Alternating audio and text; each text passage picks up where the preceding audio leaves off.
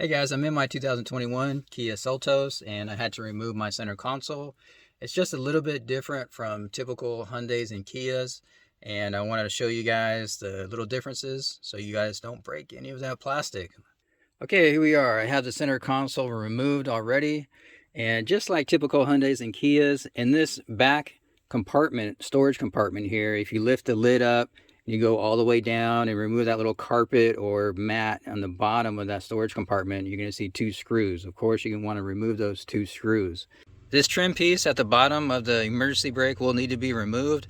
It is a bit stubborn, and I even dented mine a little bit, and I can probably shave off a little bit of plastic, maybe take a heat gun just to change the color a little bit. The boot vinyl was a little bit tight and I had a little bit of issue putting my hands in there.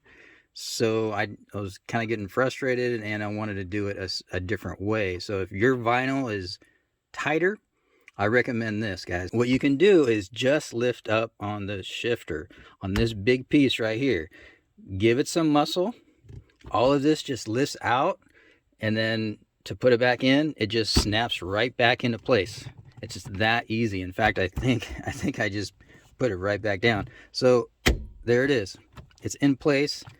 The button works already, and that's all you got to do, guys. You just lift it up and lift it out. So here it's installed. I'm gonna give it some muscle.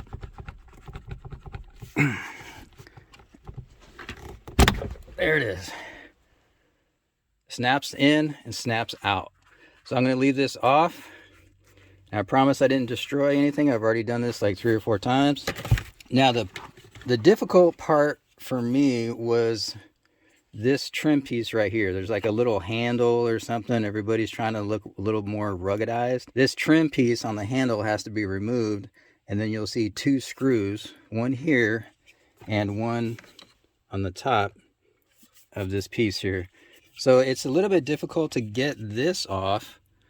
And what I did is I went to my cell phone repair kit and I got this little thin wedge piece here, and I just went in between the pieces of trim and I tried to pry up as good as possible without scratching or denting anything, and it's near impossible.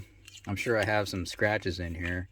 So once you have the upper trim piece removed and this bracket removed, throw that aside. Now this piece here has clips on the bottom and has clips on the back.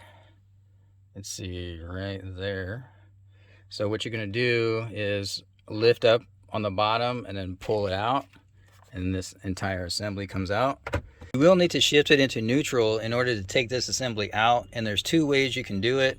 You can either turn the power on and put your foot on the brake just like traditional means and go ahead and shift it with the battery connected, or you can remove this little button right here, shift, lock, release, and then once this cover is released, you have access to this button, and that allows you to move the shifter without the power being on.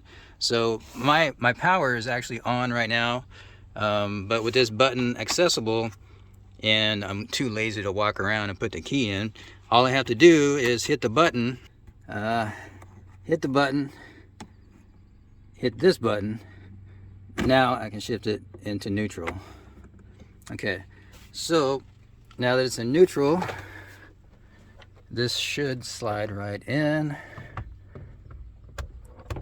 There we go. With that assembly removed, there are 2 screws on top of the shifter assembly which need to be removed. Additionally, there are 2 screws in the back, and once you have all the screws out, the entire assembly can just lift up and out. Now, if you are removing your airbag module, disconnect the battery, and you always want to do that, or else if you handle your airbag module with the battery connected, all of your airbags are going to blow. So it's basically going to think your car is in a rollover accident. Then disconnect it from the terminals, and then physically disconnect it from the car. There are 3 bolts, 1 in the front, 2 in the back. Pretty easy to get to at this point. Here's the connector for the airbag module. I wanted to show you guys that there's a tab here right in the center Just push on the tab while turning the lever for the connector, and that will release the entire connector. Here's how everything looks when going together. And I just have this one last trim piece here. This was the part that was really confusing. Let's see. I might have it upside down. No. Okay.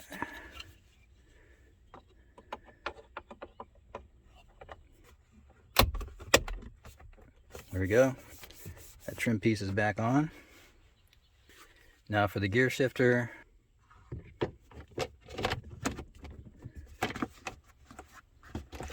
Just going to push down.